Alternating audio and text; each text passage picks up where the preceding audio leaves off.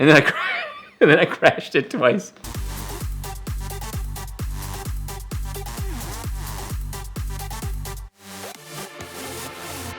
The very first time I set my sights on a Diablo, it was specifically Diablo, and that actually plays through the whole story because it was an uncompromised view on what car I wanted, was 1992, Guinness Book of World Records. It was a picture of a flat triangle car. I didn't know what that was.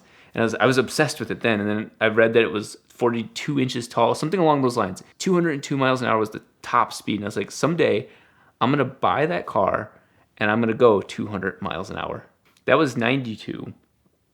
I started my computer business in 2002 and didn't make any money until 2011, 2012, and that's when I traveled down to Atlanta because of a very helpful salesperson that enabled me to find the right path to purchasing that car. I had gone to Lamborghini of Ohio, and the sales guy did the exact opposite thing. I came in there saying, I want a Lamborghini Diablo. And he's like, you mean you want a Gallardo? And I just stood there like, no, this is my dream car. And he goes, well, this one's going to be more reliable, and it's going to hold its value better, and it's easier to work on. None of that was what the second grader in me wanted. I wanted the Lamborghini doors. I wanted the V12. I wanted the 202 miles an hour. That's all that mattered. There was a listing for a yellow Diablo. It was the DuPont registry, a 6-liter. And I didn't even have my sights set on a 6-liter. It was a 92, one of the early ones, the black one. That was what actually had my heart. But a 6-liter the last year of the car, I thought, you can't get any better than that. And so, I'd called down to Ed, and I think it was how inviting, or at least just, I was treated with respect. Like, he didn't know me, but he was giving me all the information necessary to make that possible. I had just enough money for the down payment. I had done that before I actually done my due diligence of how I was going to afford the rest of it. I'd played in the stock market and made like $50,000 in one day and then lost 80 the next in penny stocks. I'm like, okay, that was a really, really bad idea. So the extra money I had to put more than just whatever it was, I think $40,000, $38,000 down, I lost all of it. And so I ended up struggling really hard, playing it cool. Like, yeah, I'll have we're having some issues with, wiring the money. I'll figure it out. And there was patience on the other end of that phone, more than was necessary. I ended up making it possible.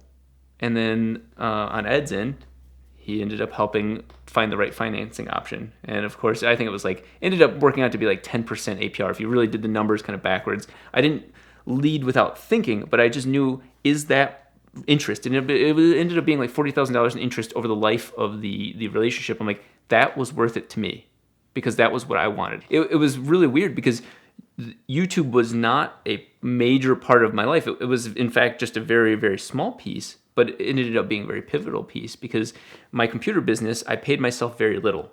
It was really what was left over after paying employees and rent and whatnot. From a business standpoint, that was what you do. That's how you do it. But to try and purchase an exotic, that's not what you do. And so it ended up being that the revenue, the couple dollars a month that I was getting from YouTube, was enough to push me over the threshold of being capable of financing the vehicle. My brother and I booked a flight down to Atlanta, and Ed picked us up in a V10. It was some sort of Audi. We pull up to Lamborghini of Atlanta, and I'm trying to poker face it. I'm trying to be all, let's do the paperwork. And I look over, and the Diablo is in the showroom, and I'm shaking. And I'm like, okay, paperwork. And then I think I asked Ed if it came with a warranty, and he just kind of looked at me and there was no good answer to that. There shouldn't be an answer to that. But I'm like, okay, well, can you at least guarantee that the car will make it to Michigan? Because my plan was to buy it in Atlanta and 660 miles later, drive it all the way back to Michigan in one shot. I bought it sight unseen, no test drives. And most of my cars have been that way. I've been very fortunate with that. I was so nervous when we did a real quick loop. I don't remember how the car felt. I just loved. I was in love with the car. And I remember I didn't hate it, and it's weird to test drive a vehicle that you're not enslaved to because of the sheer amount of debt that you've incurred. But to truly look at it and say, do I enjoy that as an experience? Is this car, because you can look at an XJ220. I don't know what it feels like to drive an XJ220. It could be an amazing ride. It could be rickety. I don't know. So the looks don't necessarily mean everything, but oh my God, the Diablo was a visceral experience. You know, you could just feel everything. There's no nanny controls. There's no nothing. It's you making the decisions. And I still get this like half grin whenever I drive that car. We left Lamborghini Atlanta and parked at a Wendy's like a mile down the street, and I was like, oh my God, this is real. This is real. This is that's my name's on this thing. I somehow am responsible enough to own this. This is a real thing. And we drove all the way back to Michigan, one shot, and then I parked it in my driveway. This is my favorite video of all my videos. We parked it in my driveway, but we parked it in front of I think I had like a Civic. Parked it in front of it, and then called my dad over. He didn't know we had flown out. He knew nothing of this, and he's a very critical person. He shows up, and he's like, oh, "Whose is that? Who's here?" And I'm like, "No, it's mine." And no, he goes, "No, who's here?" I'm like, that's my car. This is a very odd source for a quote, but I once saw Shia LaBeouf say, "Art is anything that invokes emotion." To see my dad have that state change of like, "Oh my God, you know, this is different. This is unique." And he was so excited by it that he had so many questions. And his first question was not how much did it cost. He was so excited that he couldn't believe that I'd done it. He didn't know who trusted me enough to let me have the car. It was just overall one of the greatest experiences of my life. And then I crashed it twice. I would say that the first incident would be mostly my fault as an owner. It was an unfortunate combination of circumstances that showed my inability to maintain the car. So it was late fall, and it was it's like Fast and Furious. It was one more ride. We're gonna do one more ride, and so I went out to an event, and the tires were bald because I was always gonna replace them as soon as I could afford to. So the car was supposed to be parked for the winter, which I'm not used to that in California, but in Michigan, winter's 8 months out of the year. We get up to the event, and on the way back, it starts to rain. I feel the car kick out once, and so I bled off tons of speed.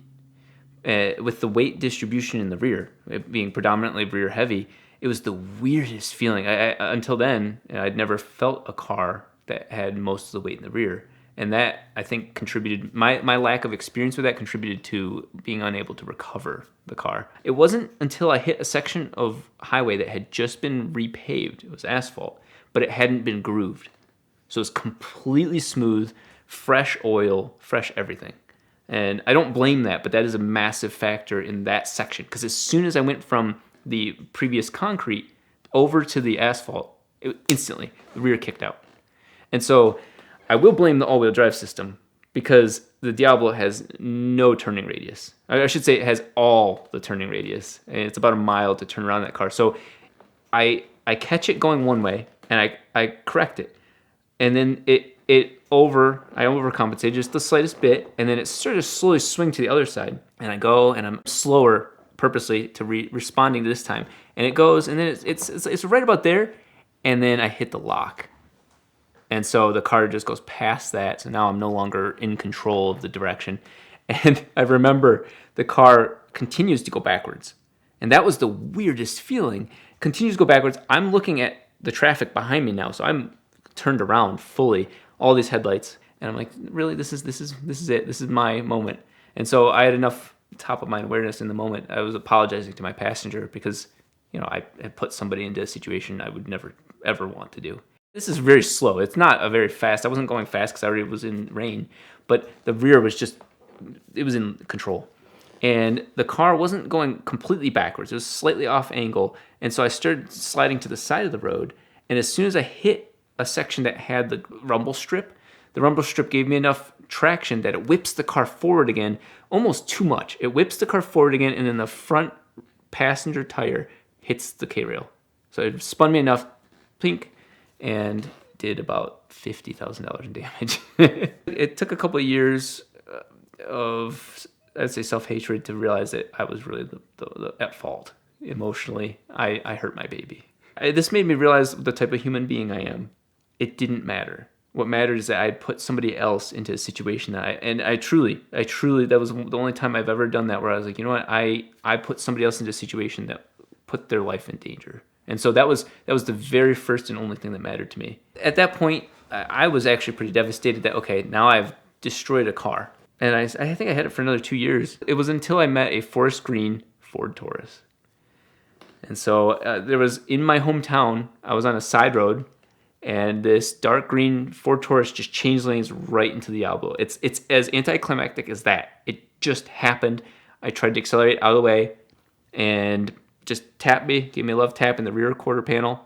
I jumped up on a curb because I was trying to ride as close to the curb as possible, but they knocked me up onto it, and then like a skateboard, I just grinded the whole bottom, the subframe, just up on that angle, and I picked up speed trying to get around them from this happening.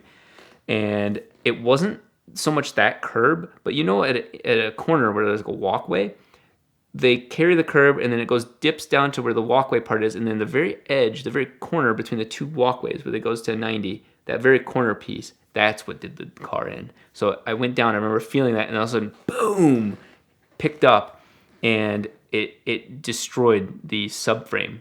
So it wasn't the frame, but it was the subframe. It folded in underneath the transmission. It broke the same control arm again from the damage. So I was like, okay, I know where I'm at now. And then the front bumper and the side skirt, I'm probably nothing else, and that ended up being over $100,000 repair.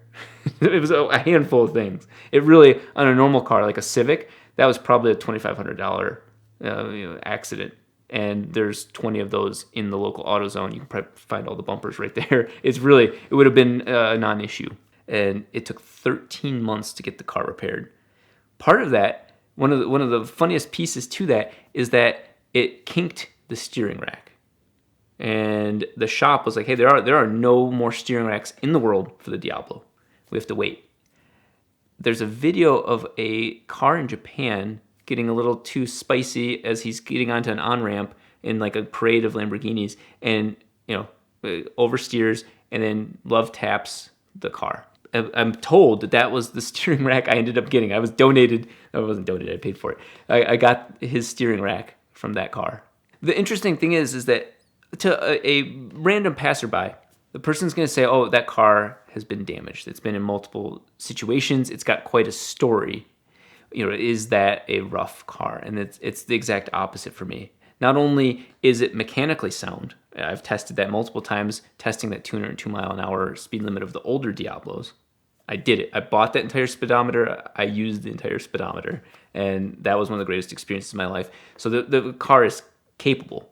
But not only that, it's mine. It is so much a part of my identity. It's a very humbling experience to go, okay, I want a Diablo. I'm a nobody who wants this epic car. The Valentino Balboni era, all that. There's these names. It's an iconic vehicle. To then turn around to be one of the most prolific Diablo owners. If you ask a lot of people who owns a Diablo, there are far more influential people, far more important people than me. But a lot of people can say, oh, Rob owns one. And that is one of the most humbling and just coolest experiences, that the car I look up to, I'm associated to it in some way. If you love VINwiki, you'll have heard us talk about minimizing ownership cost on exotic cars. But the guys at Exotic Car Hacks have developed a system, an educational resource that you can access now using exoticcarhacks.com/VINwiki and get the best membership rates that they've offered since Black Friday. It shows you how to leverage financing, minimize what you pay, maximize how you sell it, and minimize the cost while you've got it. So be sure to join their community of owners and enthusiasts today at exoticcarhacks.com/VINwiki, and it'll be easier than ever to buy, own, and sell and love the car of your dreams.